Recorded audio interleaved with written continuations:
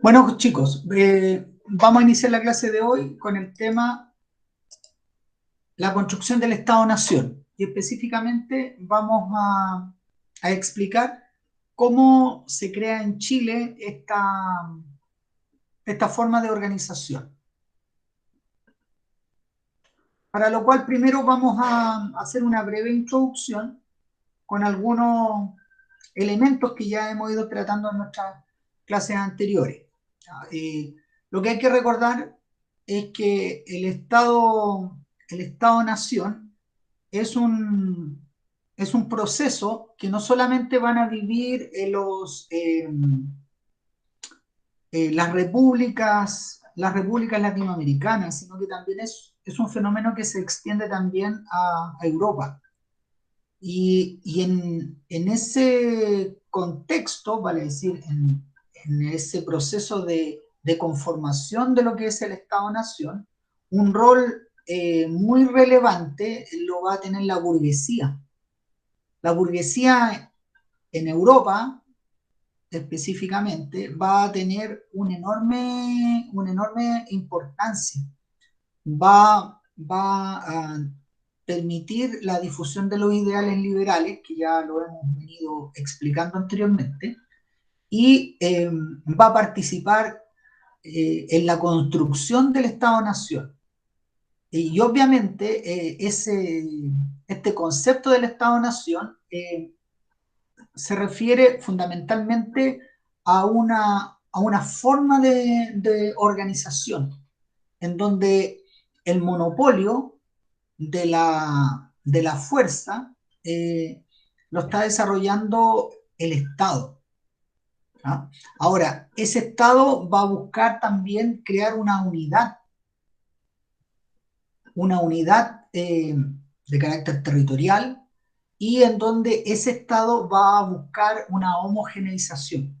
Entonces, este proceso, este fenómeno del Estado-Nación se va a dar en Europa, pero también se va a dar en Chile y en el resto de América. Ahora, nosotros tenemos aquí algunos elementos, perdón, algunas aproximaciones del concepto que estamos aludiendo. Por ejemplo, acá tenemos una cita de un autor de Palacios que dice que el Estado-Nación crea una cultura, crea símbolos y crea valores comunes, restablece o inventa tradiciones y mitos de origen. Entonces, si ustedes comparan esta definición con este otro concepto, van a encontrar algunos elementos en común. Por ejemplo, en ambas definiciones está el tema de la homogeneización. Un Estado necesita homogeneizar culturalmente a la población que representa.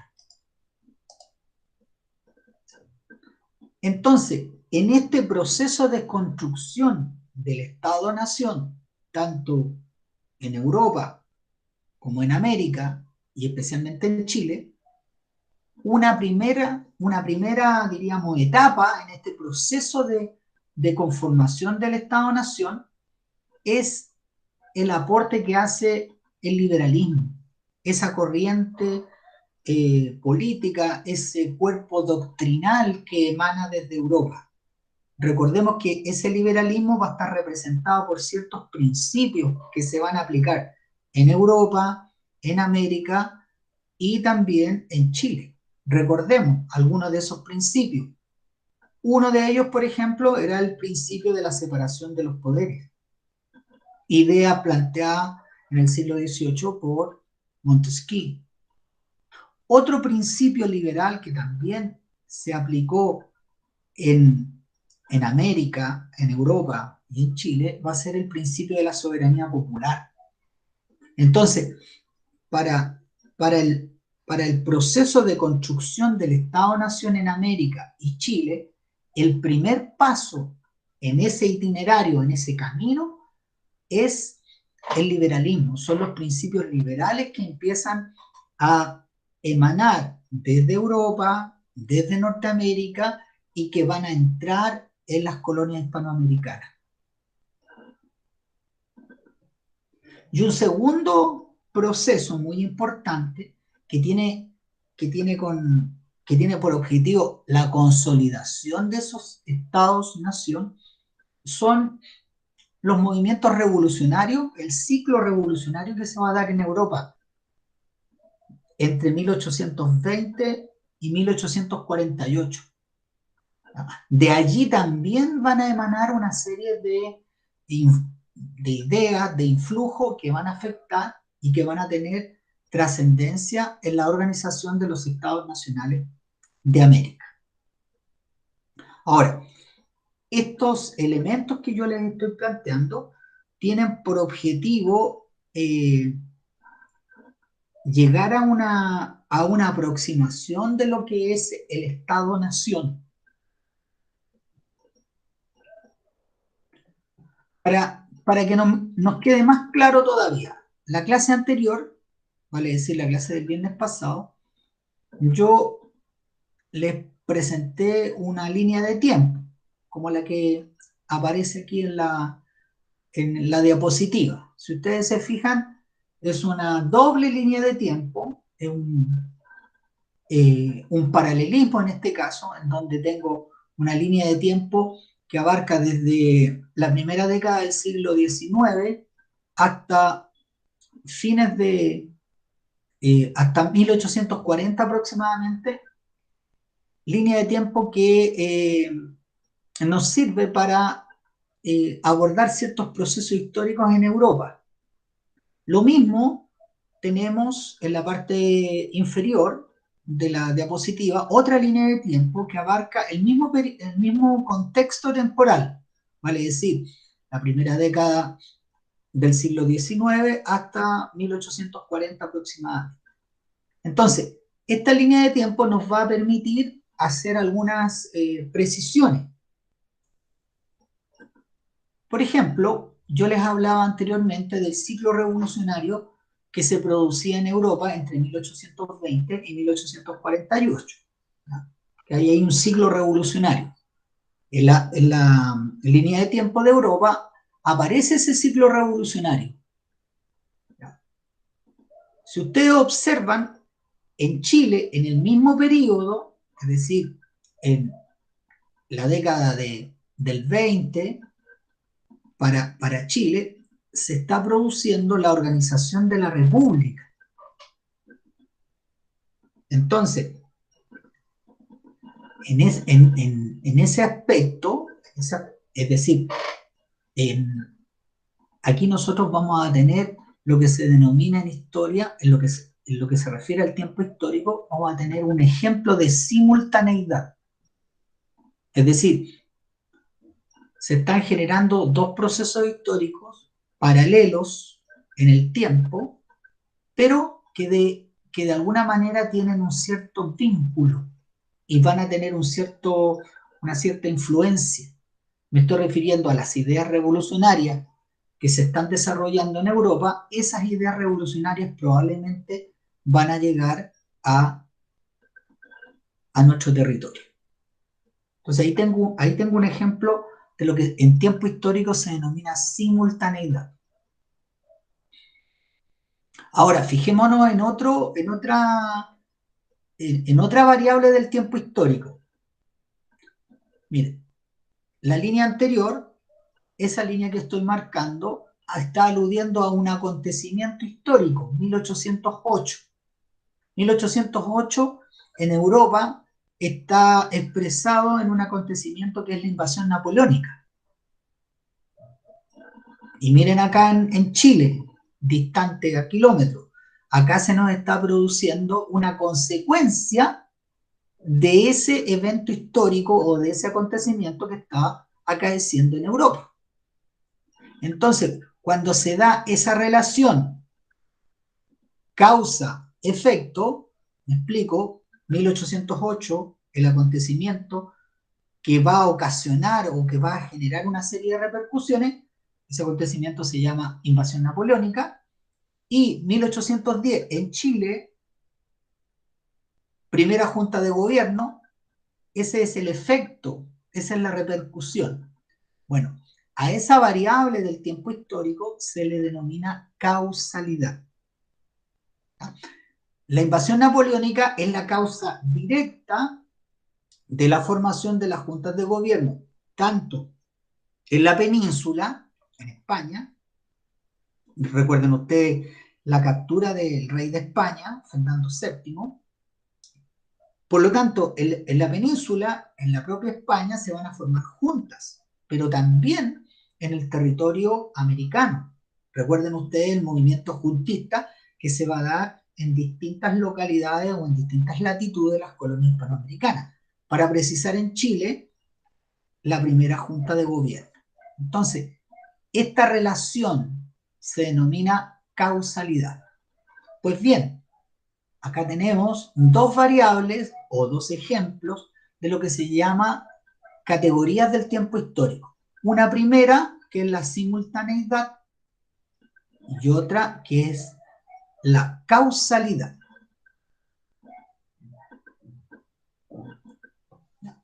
Variables del tiempo histórico, no se les olvide.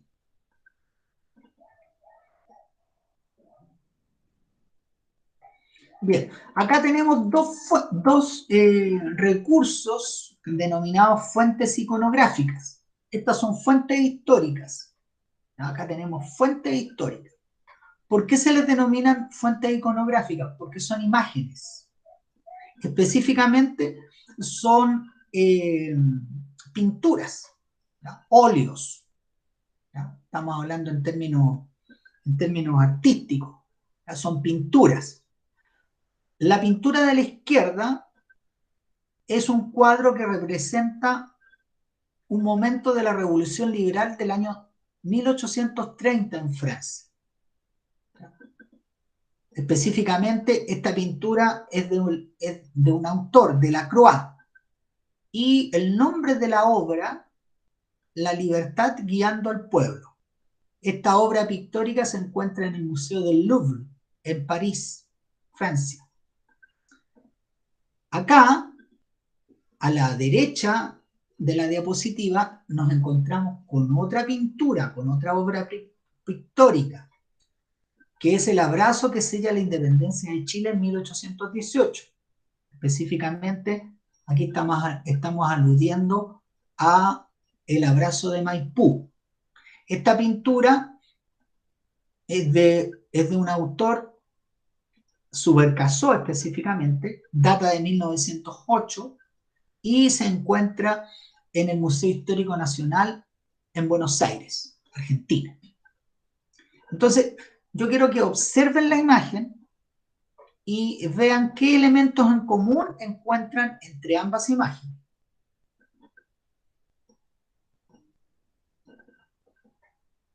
Iván, ¿encuentras algún elemento común? Que ambos están pasando en procesos revolucionarios. Ya, bien, ahí tenemos un aporte. Daniel, ¿qué otro elemento ves tú en común entre ambas pinturas? Como dijo mi compañero Valentín, la bandera, profe. Ya, muy bien, ya, bien. Ahí ya llevamos un segundo aporte. Catalina Rifo, ¿qué otro elemento ves tú en común? Distinto a los de tus compañeros. Que además de la bandera están como levantados. ¿Perdón? Catalina, no te escucho. Se cayó, profe. Ya. Eh, Isidora, ¿qué otro elemento en común ves tú?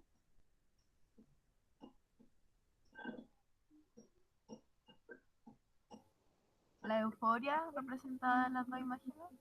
La euforia, ya sí podría ser algo más subjetivo, ¿ah? Es poco visible, pero uno podría decir que los individuos que están ahí están en un estado de paroxismo, de euforia, de algarabía. Ya, perfecto.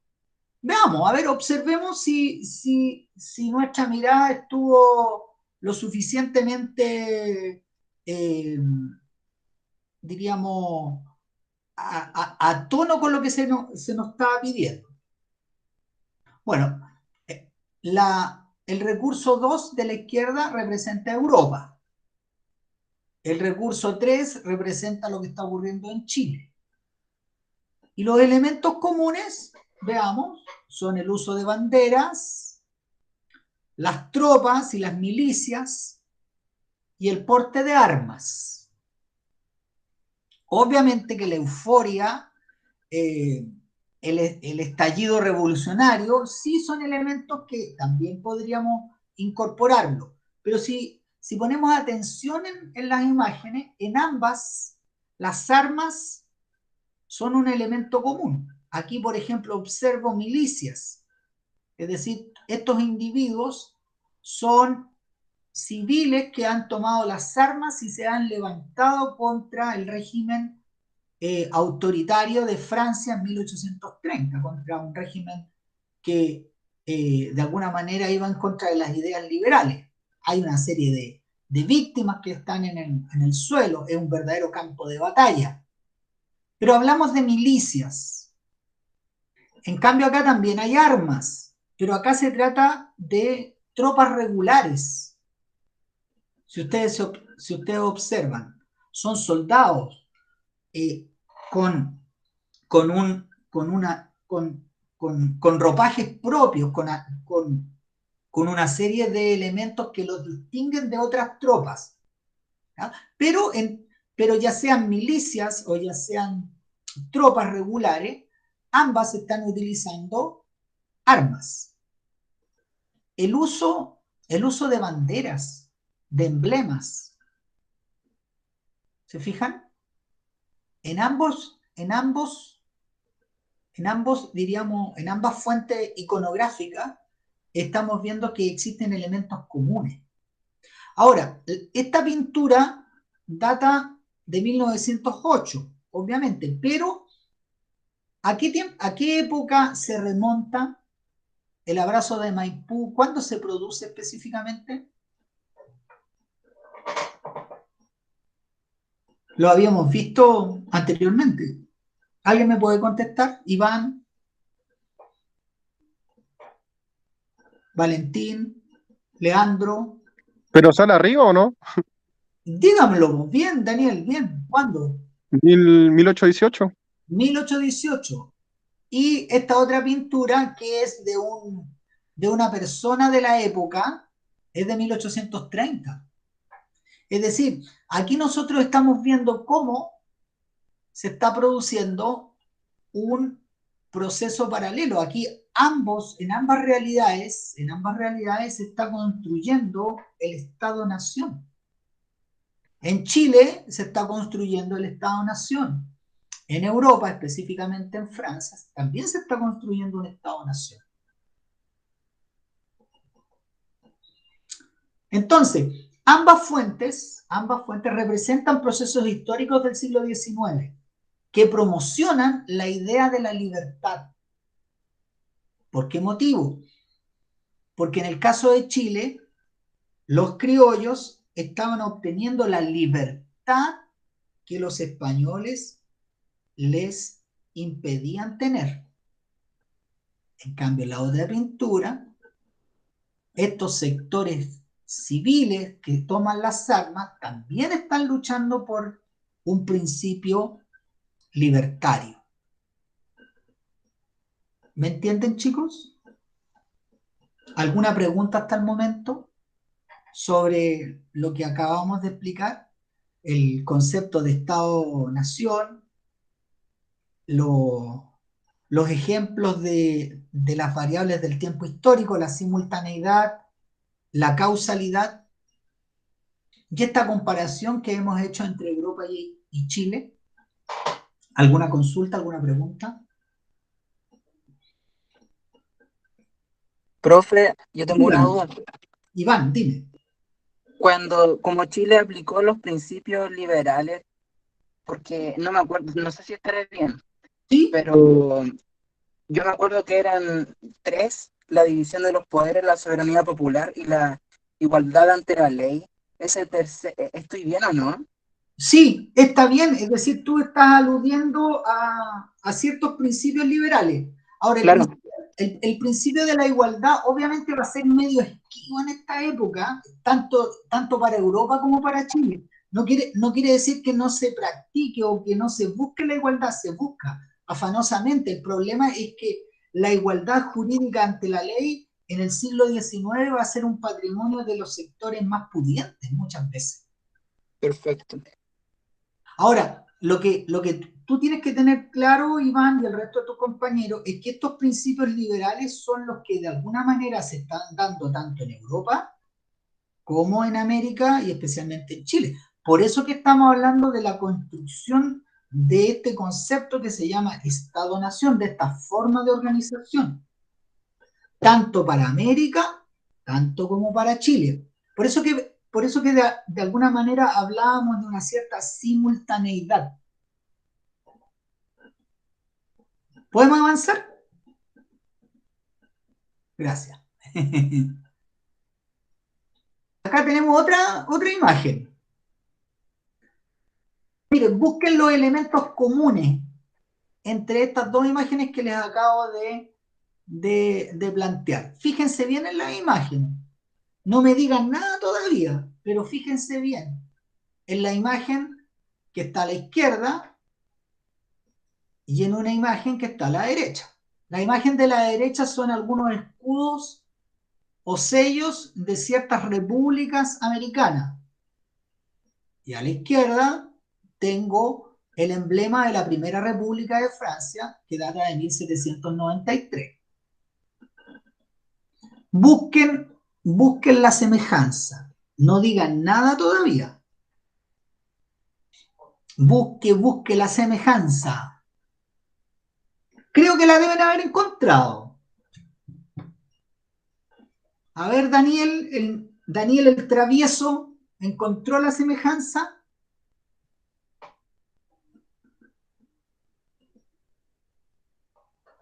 Uy, ¿qué pasó con Daniel? No Leandro, la encontré, pero alguien la dijo ya, creo. a ver, es que yo no tengo acceso al chat, así que, a ver, Leandro, ¿encontraste la semejanza? Profe, Valentín dice el gorro rojo y la exaltación de los símbolos patrios. El Ya, Valentín. el Valentín, a ver, veamos, veamos.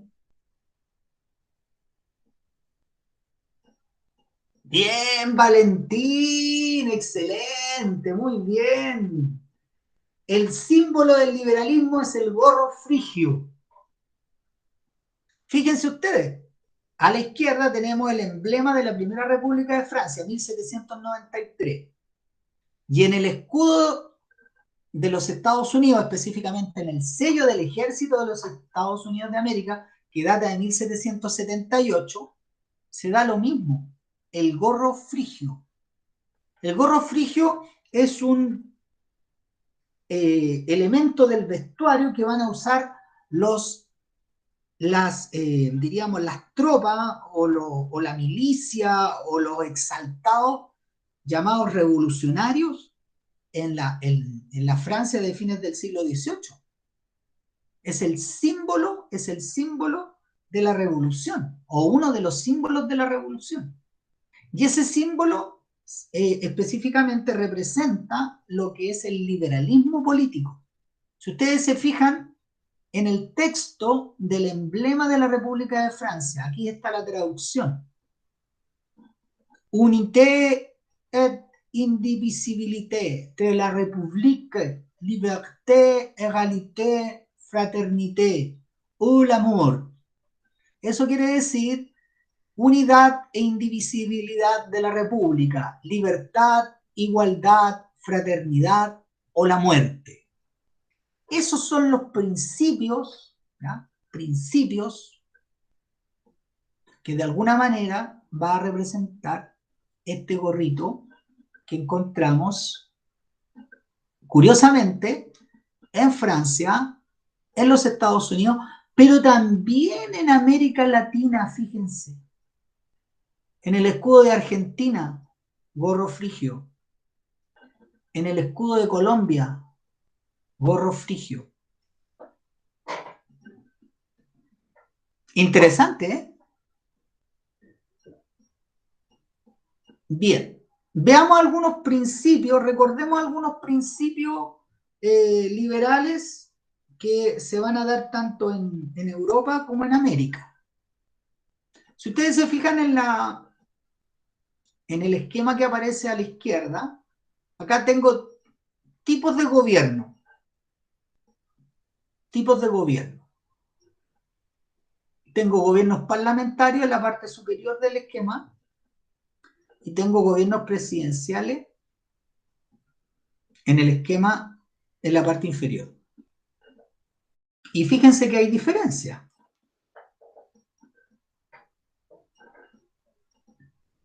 ¿Alguien me podría decir qué principios liberales podemos de alguna manera encontrar en ambos gobiernos parlamentario y presidencial?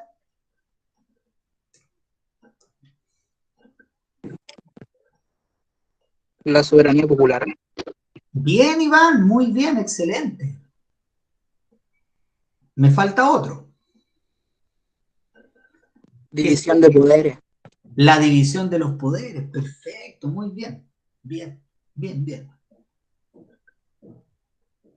Bien, entonces, este esquema que ustedes tienen en la diapositiva me permite expresar ciertos principios liberales que se van a aplicar en los modelos políticos que se van a aplicar tanto en Estados Unidos, en las repúblicas latinoamericanas o también en algunos estados europeos. El primer principio que aportó su compañero es el de la soberanía popular. Y fundamentalmente, ¿por qué? Porque probablemente Iván se fijó en esto. ¿Ya? Ahí yo puedo, de alguna manera, deducir el principio liberal de este ideario republicano, la soberanía popular. Recuerden que ese concepto lo aporta Rousseau, segunda mitad del siglo XVIII, Ilustración, un principio liberal. Ese principio liberal viajó, se proyectó. ¿Quiénes lo utilizaron? Los colonos, tanto en los Estados Unidos o los colonos criollos que lo utilizaron también acá en América. También se va a utilizar en Francia cuando se instaure la República. El otro principio que está en este ideario republicano es la separación de los poderes del Estado. ¿Y dónde queda patente aquello? En ambos modelos políticos, el parlamentario como el presidencial, hay una separación de los poderes. El Parlamento representa al poder legislativo. El rey o el presidente representa al poder ejecutivo.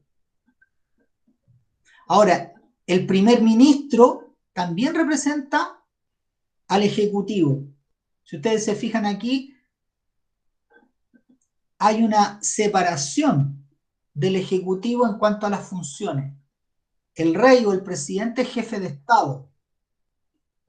El primer ministro es el jefe del gobierno. ¿Por qué es el jefe del gobierno? Porque la mayoría del Parlamento elige o designa al primer ministro. En cambio, en el modelo presidencial, como el de Chile, por ejemplo, nosotros vamos a tener, en vez de un parlamento, vamos a tener un Congreso Nacional, o parlamento también se le puede denominar. Y en el modelo presidencial, el Poder Ejecutivo está representado por el presidente, el que adopta o tiene una doble función, él es jefe de gobierno y él es jefe de Estado. Ahora,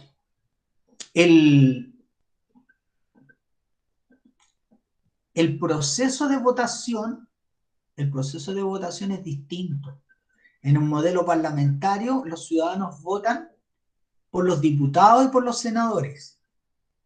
Y es el Parlamento quien posteriormente designa al jefe de gobierno.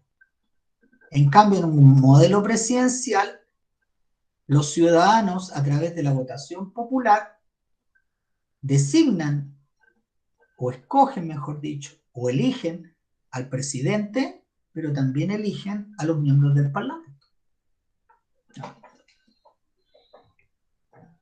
Otro principio que se mencionó y que lo aportó su compañero Iván, la igualdad ante la ley.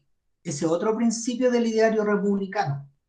En los modelos republicanos se va a tratar por todos los medios de que las personas frente a la ley tengan igualdad. Ahora, durante el siglo XIX, esa igualdad va a ser un tanto teórica y no va a ser muy fácil de dimensionarla en términos reales.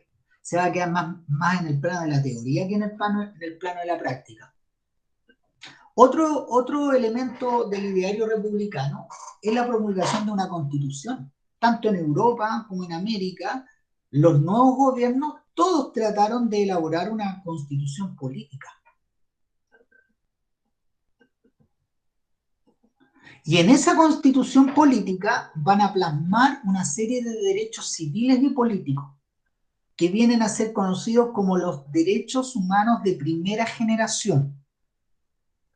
Durante el siglo XIX, todos estos estados, tanto en Europa como en los Estados, tanto como en Europa, si bien digo los Estados Unidos, o bien los estados latinoamericanos, todas las constituciones van a garantizar una serie de derechos civiles, una serie de derechos políticos.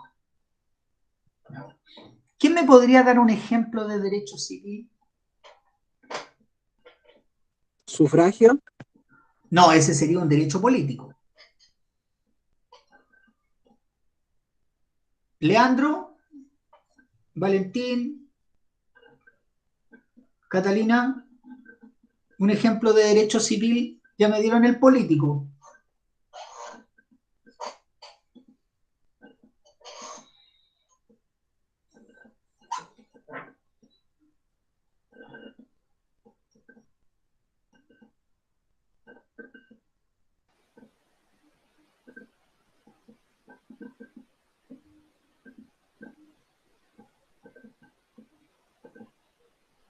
¿El derecho a expresarse será un derecho civil?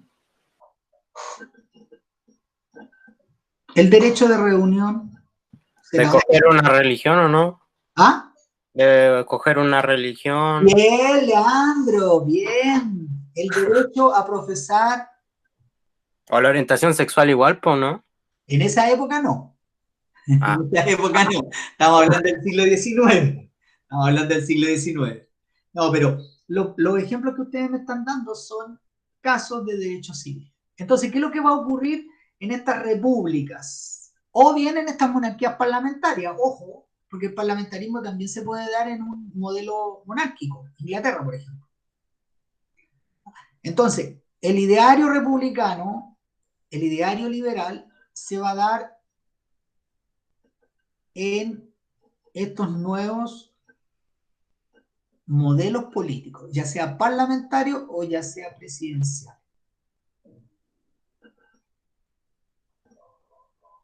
Por último, se me olvidaba, el abolicionismo, que lo trataron ustedes en un trabajo anterior, ¿se recuerdan? En Chile el abolicionismo data de 1811.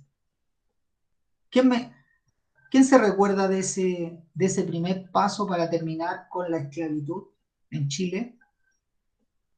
Que todos los que nacían eran chilenos aquí y libres. Ya, pero ¿quiénes?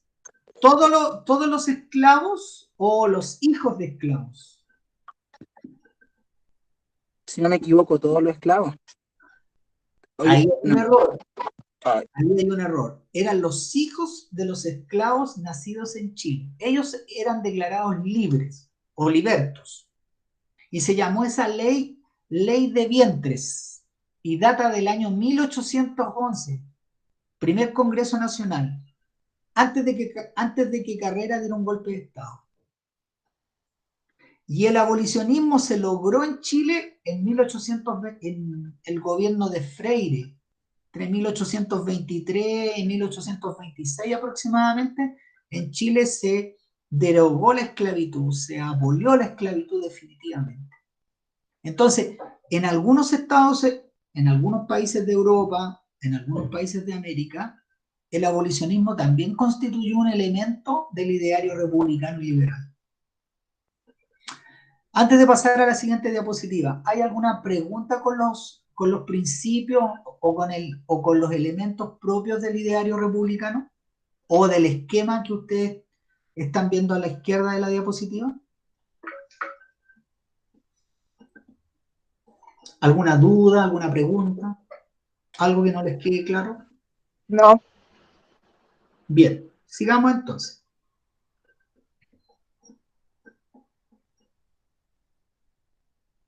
Vamos a entrar acá en el tema de la independencia, pero vamos a analizar los elementos de continuidad histórica, es decir, vamos a seguir trabajando con algunas categorías del tiempo histórico. Ya trabajamos, por ejemplo, el caso de la simultaneidad, ya trabajamos el caso de la causalidad. Ahora vamos a trabajar otra categoría del tiempo histórico que se refiere a los elementos de continuidad y cambio, ya que ustedes generalmente lo han visto a lo largo de la enseñanza media. Por ejemplo, acá está apareciendo una institución propia de la época colonial, que era el inquilinaje. ¿Se recuerdan del inquilinaje? Que era una institución de larga data que recién se va a terminar con la reforma agraria en la época de Frei y de Allende en el siglo XX.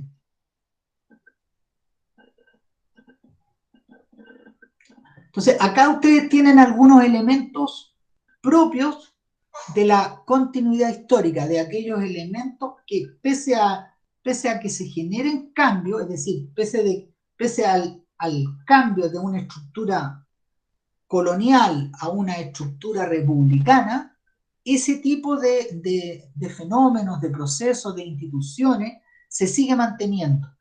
Por ejemplo, tenemos el caso del inquilinaje. El inquilinaje, aunque Chile cambió su estructura política, su estructura jurídica, es decir, pasó de ser una colonia a ser una república, el inquilinaje se mantuvo, y se mantuvo hasta bien entrado el siglo XX. El mantenimiento de las estructuras productivas coloniales, tal como ustedes lo pueden ver en la imagen. El uso, por ejemplo, de ganado para arar los campos, ¿ya? Van a ser estructuras que se van a mantener durante siglos. Y en el plano económico, la dependencia económica. Es decir, el hecho de que Chile haya pasado de colonia a república no va a terminar con la dependencia económica. Vamos a pasar de la dependencia española ahora a una dependencia de otras potencias europeas. Durante el siglo XIX vamos a pasar a la dependencia británica, y en el siglo XX vamos a pasar a la dependencia estadounidense. Es decir, aquí nosotros podemos observar un elemento de continuidad histórica terminada la independencia. El legado cultural español también se va a mantener, es decir, una serie de costumbres, una serie de elementos propios de la impronta española se van a mantener. Por ejemplo, el tema de la influencia idiomática, el tema de la religión católica, también va a seguir presente en Chile. Veamos algunos elementos de cambio histórico tras la independencia, es decir, una vez que se ha consumado, una vez que se ha consolidado la independencia. Es decir, en la medida que se terminó el periodo colonial, se logró la independencia de Chile y ahora pasamos a un nuevo periodo y a una nueva forma de gobierno. Bueno, lo lógico es que se terminen las instituciones del gobierno colonial, desaparecen los gobernadores, desaparecen los virreinatos, desaparece la Real Audiencia, y van a ir desapareciendo una serie de instituciones propias del gobierno colonial. Se termina el monopolio comercial que había implementado España y que dura durante siglos. Entonces ahí tenemos algunos ejemplos de cambio histórico.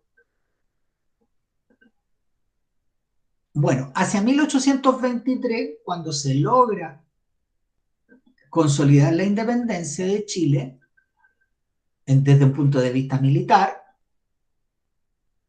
queda pendiente una tarea. Y esa tarea, ¿cuál será? ¿Cuál será la tarea que tiene pendiente Chile, consolidada la independencia? ¿Delimitar su territorio? ¿Perdón? ¿Delimitar su territorio? Bien. ¿Quién más me da otro desafío, otra interrogante? La Constitución. Elaborar una constitución, perfecto. ¿Quién más me puede dar otro? ¿Educar al pueblo? Ya, o sea, hay una serie de desafíos. Desafíos desde un punto de vista territorial, es decir, cohesionar, habitar, asegurar las fronteras del territorio de la incipiente república, bien. Educar a los habitantes de este territorio, que ya no son súbditos, sino que van a ser ciudadanos. Pero también, como lo señala su compañera, la tarea primordial que engloba estas dos anteriores es organizar el Estado-Nación. Hay que darle una, digamos, hay que trazarle una ruta, hay que darle un soporte político-administrativo. Es decir, en síntesis, ¿qué es lo que hay que darle a Chile? Hay que darle una institucionalidad política. Entonces, esa es la tarea que está pendiente, una organización política al país.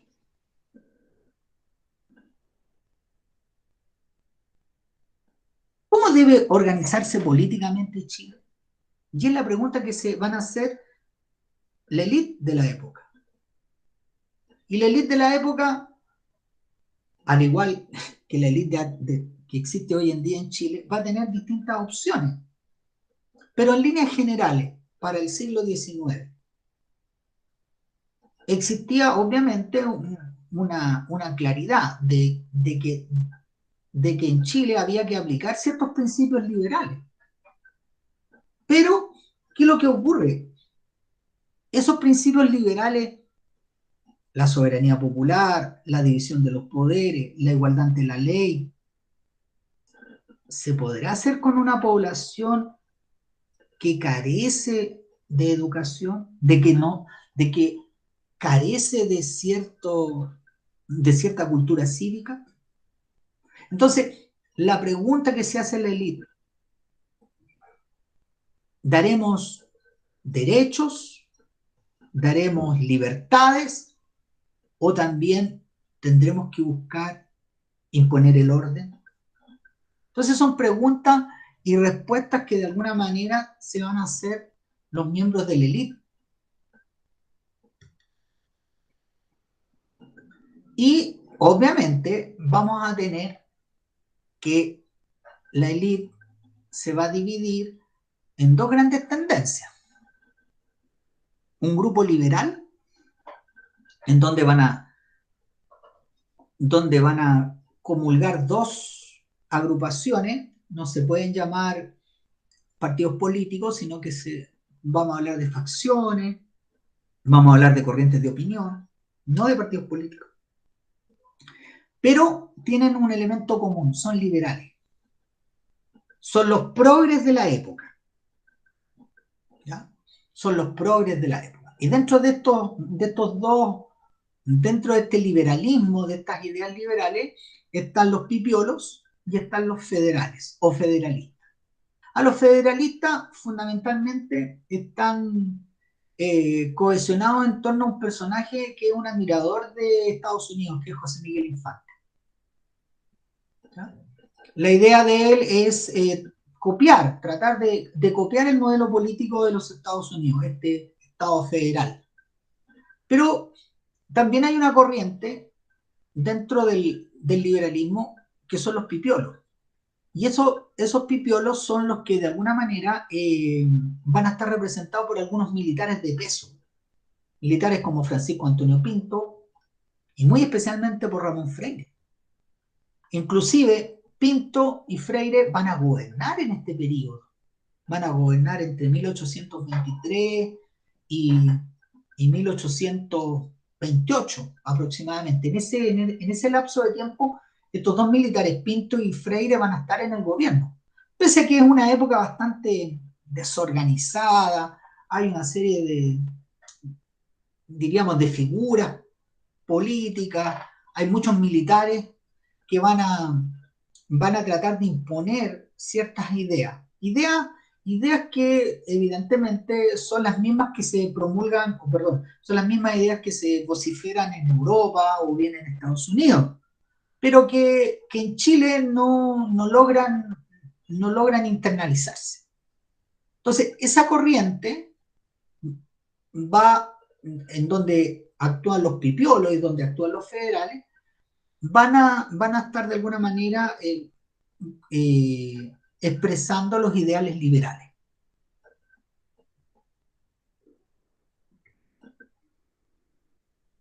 Pero también en ese espectro de tendencia van a existir grupos que no son tan progresistas, que no son tan liberales, sino que representan al pensamiento más conservador. Y ahí vamos a tener a los pelucones, que es un grupo partidario de la vieja aristocracia, a los o'higginistas, que son los seguidores de don Bernardo O'Higgins, que en estos momentos está fuera del país, en un exilio en Perú específicamente, y en donde hay militares de alto rango como don Joaquín Prieto, don Manuel Bulnes, que son seguidores de las ideas de O'Higgins. Y también tenemos un grupo bastante pragmático, alejado de las ideas, diríamos, etéreas de los liberales, que son los estanqueros, en donde destaca un personaje clave en la organización política más conservadora y más autoritaria que va a tener Chile más tarde, que es Diego Portales. Entonces, en nuestro país, entre 1823 aproximadamente y 1830, van a existir dos grandes corrientes de opinión. La corriente conservadora, en donde destacan tres grupos: pelucones, o'higginistas y estanqueros, y el liberalismo, en donde destacan dos corrientes, dos facciones, que son los pipiolos y los federales. Bueno, ¿qué va a suceder?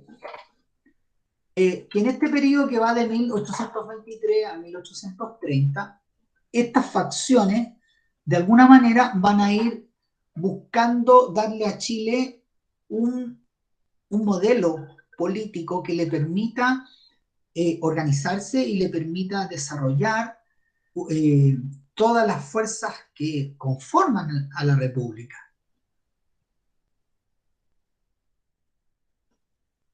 Bueno, la primera constitución que se implementó en este lapso es la constitución denominada moralista, ¿no? Que tiene como autor a don Juan Egaña, y que es una constitución que intenta implementar una ciudadanía ejemplar, en donde se trata de regular la vida privada de las personas. Entonces, esta constitución, como intenta regular la vida de las personas, va a ser motejada como una constitución moralista. Es una constitución, diríamos, inadecuada para la época. Dura prácticamente un año, más no. Es una constitución impracticable. Fue un buen intento para ese periodo. Prueba de que Chile está en una etapa de ensayo, está en una etapa de aprendizaje. En 1826 se van a implementar o se van a tratar de imponer en Chile los deseos de Infante, que es el impulsor de estas leyes federales de 1826. No tienen el rango de constitución, ¿eh? Recordemos que son simplemente 8 leyes que trataron de darle autonomía política a las provincias, con asambleas legislativas y con consejos de electores. O sea, se trató por todos los medios de implementar un modelo federal, semejante al de Estados Unidos. Fue también un estruendoso fracaso.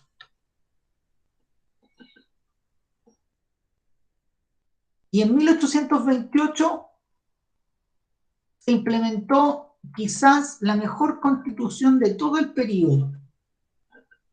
Una constitución motejada como liberal. Fundamentalmente, ¿por qué? Porque su autor, José Joaquín de Mora, un intelectual español, seguidor de los principios liberales, implementó en Chile una constitución demasiado avanzada para la época. ¿Y dónde está lo avanzado? En que pretende establecer un equilibrio entre el poder legislativo y el poder ejecutivo. ¿Ya? Y fortaleció las libertades públicas y los derechos. Por lo tanto, es una constitución no para 1828, es una constitución para un país de la segunda mitad del siglo XIX. Por lo tanto, esta constitución, ¿de qué carecía? Carecía de un poder más, de un poder más centralizado. El país necesitaba, de alguna manera, una constitución que tratara de imponer un régimen autoritario. ¿Y por qué les digo esto? Porque entre 1823 y 1830, Chile viene saliendo de un periodo muy crítico que es la independencia. Es un país endeudado, es un país que su estructura económica prácticamente está en la ruina. Hay un enorme problema en los campos de Chile, expresado en el bandidaje y el bandolerismo. Por lo tanto, hay carencia de recursos. Entonces, es una etapa en donde hay profundos problemas económicos, profundos problemas sociales, y por lo tanto la estabilidad política de Chile, con un modelo político de corte liberal, en donde se enfatizan las libertades, no pudo desarrollarse adecuadamente. Y eso de alguna manera va a ir provocando que estos sectores que antiguamente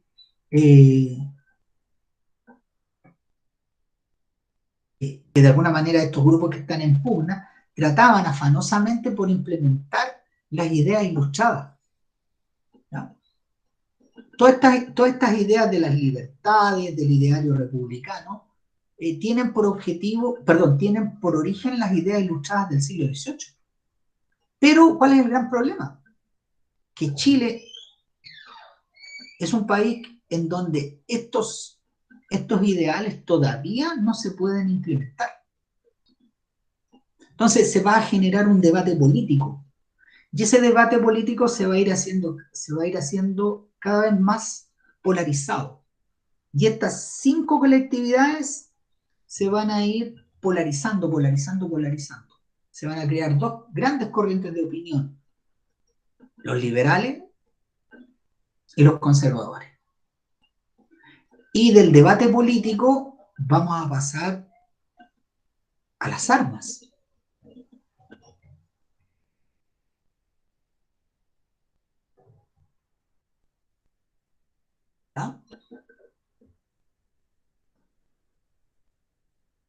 Aquí yo les estoy dando algunos elementos que se van a ir generando entre 1823 y 1830. Lo que yo les hablaba anteriormente de la abolición de la esclavitud, por ejemplo, con Ramón Freire. Esos son algunos aspectos positivos del periodo. Por ejemplo, la incorporación de Chiloé también es un elemento importante para la soberanía nacional, porque se expulsó definitivamente a los españoles de la isla. ¿Ya? Hay dos batallas, la de Pudeto y la de Bellavista, en el año 1826, que permiten asegurar la soberanía. Pero lo que yo les manifestaba anteriormente, del debate político, vamos a pasar a las armas. En 1829 las elecciones de ese año van a generar una fuerte tensión. Los pelucones, es decir, el sector conservador, va a cuestionar la legitimidad del proceso.